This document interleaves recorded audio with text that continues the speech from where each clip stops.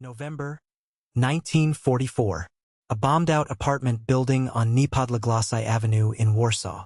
A 33-year-old man, weighing perhaps 88 pounds, dressed in a German army overcoat he had stolen from a corpse, sat at a grand piano in the wreckage of what had once been someone's drawing room. The piano had no legs. It rested on the floor of the apartment, surrounded by broken plaster, charred furniture, and the cold ash of an extinguished fire.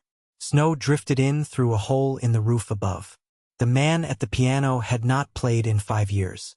He had been a successful concert pianist in Warsaw before the war, a recording artist for Polish radio, with a regular weekly broadcast and a growing reputation across Eastern Europe. He had not touched a piano keyboard since the German invasion in September 1939. His hands were skeletal. His fingernails were broken from scavenging in rubble. He opened the piano lid. He sat down. He began to play Chopin's Ballade in G minor.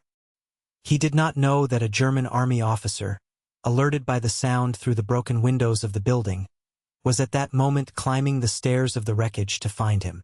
The Władysław Szpilman had been born in 1911 in the small Polish city of Sosnowiec, into a Jewish musical family. His father was a violinist. His sisters were musicians. He himself, from the age of about 8, had been recognized as a child prodigy at the piano. He had studied composition in Warsaw in his teens and piano in Berlin in his early 20s, returning to Poland in 1933 when the Nazi takeover made it impossible for him to continue his Berlin studies. He had become, by the late 1930s, one of the most prominent young classical and popular composers and performers in Warsaw. When the German army invaded Poland on the 1st of September, 1939, the Władysław Szpilman was 28 years old and had a regular morning broadcast on Polish radio. On that morning, he sat in the studio and played Chopin's Nocturne in C-sharp minor, a piece he had played in concert dozens of times. As he played, German bombs began falling on the city. The studio shook. He continued playing. The transmission was finally cut, mid-piece, when the radio station's transmitter took a direct hit. It was the last live broadcast Polish radio sent for nearly 6 years. By November 1940, the entire Szpilman family, the Władysław, his parents Samuel and Edwarda, his brother Henryk, and his 2 sisters Helena and Regina, were forced, along with the rest of Warsaw's Jewish population, into a sealed area of the city the Germans had designated as a ghetto. The Warsaw Ghetto, at its peak, held approximately 450,000 people in an area of about 1 1/3 square miles. The Germans had walled off the streets at every exit and posted armed sentries at the gates. Food rations were set at a level, about 180 calories per person per day, that would kill, slowly, anyone who could not supplement them on the black market. Tens of thousands died of starvation and disease in the first 2 years of the ghetto's existence. The Władysław supported the family by playing piano at a small ghetto restaurant called the Café Sztuka, on Lesno Street, one of a handful of establishments where wealthy Jews still able to obtain food at black market prices could eat and listen to live music. He played classical pieces. He played popular dance music. He played the same Chopin nocturnes he had played on the morning of the invasion. He took home, each night, enough money to buy bread and potatoes for his parents and siblings. The arrangement lasted until the summer of 1942. In August 1942, the Germans began the mass deportation of the Warsaw Ghetto to the Treblinka extermination camp. The deportations were called the Grossaktion Warschau. They lasted from late July through to mid-September. By the end of the operation, approximately 260,000 people had been transported from the Warsaw Ghetto to Treblinka and murdered in the gas chambers. Among them were the Władysław Szpilman's mother, his father, his brother, and his 2 sisters. The Władysław himself was on the railway platform on the day his family was loaded onto the trains. He had been working a day labor assignment that afternoon and had returned to find his family being herded toward the freight cars. He pushed through the crowd to reach them. As he was about to climb onto the train, a Jewish ghetto policeman, a man he later identified as a former family acquaintance, grabbed him by the collar and threw him backward, out of the line. The policeman said, quietly, "Save yourself. Don't go." The Władysław stood at the edge of the platform, and watched his entire family disappear into a sealed boxcar. He did not see them again. He would later write that the moment of being pushed away from his family was the worst moment of his life. He would also write that he could not, afterward, ever decide whether the policeman had saved him or condemned him to something worse than death. For the next 3 years, he simply tried not to die. He worked first as a laborer on the demolition of the ghetto walls, smuggling himself out at the end of his shift in a column of work parties returning to the Aryan side of the city. He had contacts, Polish non-Jewish friends from the music world, mostly, who agreed to hide him.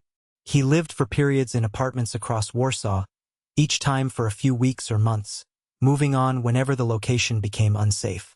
He was, by the standards of the time, in a relatively privileged hiding position. He had been a public figure before the war. He was helped by a network of fellow musicians. He had documents that, at a distance, could pass for those of a Polish Gentile. But every helper he had was risking the death penalty. Every meal he ate had to be smuggled to him. He could not leave the apartment in daylight. He could not flush the toilet during business hours, in case the neighbors heard. He could not even crack open a window. For 2.5 years, he lived in a series of borrowed rooms, hidden behind closed doors and drawn curtains, listening to the war happen outside. In August 1944, the Polish Underground Home Army rose against the German occupation of Warsaw. The Warsaw Uprising lasted 63 days and ended in catastrophic defeat. The Germans, having put down the rising, systematically destroyed the city block by block as a punitive measure. By the time they were finished, more than 85% of Warsaw had been leveled. 500,000 Polish civilians had been killed or driven from the city.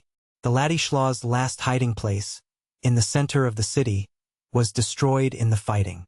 He was forced out into the open. With the Germans now demolishing the city building by building, ordinary hiding had become impossible. He went instead into the ruins. For 3 months, from October 1944 through January 1945, the Władysław Szpilman lived alone in the ruins of Warsaw. He moved from one abandoned building to another, always staying ahead of the German demolition crews. He scavenged for food in the bombed-out apartments. He drank rainwater from puddles in the wreckage. He slept in attics, in basements, in the carcasses of buildings whose roofs had been blown off.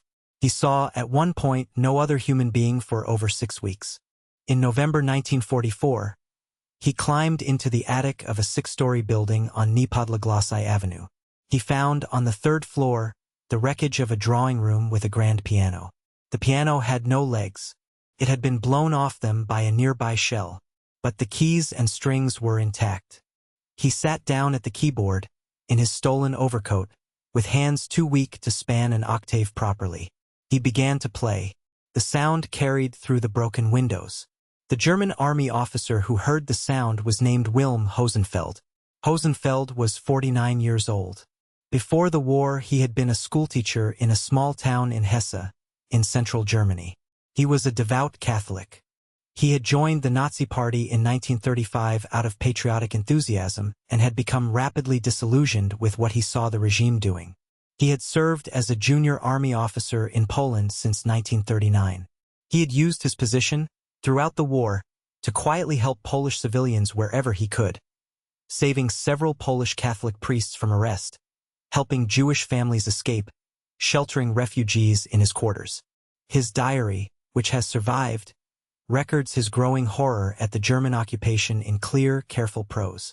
In one entry he wrote, "Anyone who supports this regime is a criminal." In another, "I do not know how I will be able to live with the memory of what we have done in this country."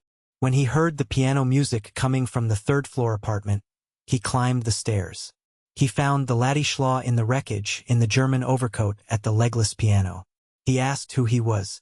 The Władysław said, "I am a pianist." Hosenfeld asked him to play something. The Władysław played the Chopin Ballade in G minor. He played it badly, his hands were too weak, but he played it through to the end.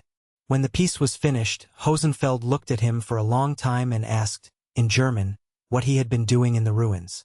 The Władysław said, "Hiding." Hosenfeld said, "Stay where you are. I will bring you food." He brought bread, jam, and a German army coat in better condition than the one the Władysław was wearing. He brought a small package of food a second time 3 days later. He told the Władysław that the Red Army was now only a few weeks away from Warsaw. He told him to hold out. The Władysław Szpilman survived. The Red Army reached Warsaw in January 1945. He emerged from the ruins in a stolen German coat and was nearly shot by Polish forces who took him, briefly, for a German straggler. Wilm Hosenfeld did not survive. He was captured by the Soviets a few weeks later, when his unit was overrun. He was sentenced by a Soviet military court to 25 years in a labor camp for war crimes, the standard charge applied to all captured Wehrmacht officers. The Soviets never investigated his individual record. He died in a Soviet prison camp in 1952, of complications from beatings and untreated illness. He was 66 years old. The Władysław Szpilman, after the war, returned to his career. He resumed his broadcasting on Polish radio. He composed dozens of popular songs that are still part of the Polish standard repertoire.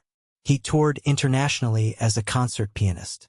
He wrote a brief memoir of his wartime years, The Death of a City, in 1946, a book that was suppressed by the post-war Polish communist authorities because it portrayed a German officer sympathetically, and was not republished until after the fall of communism.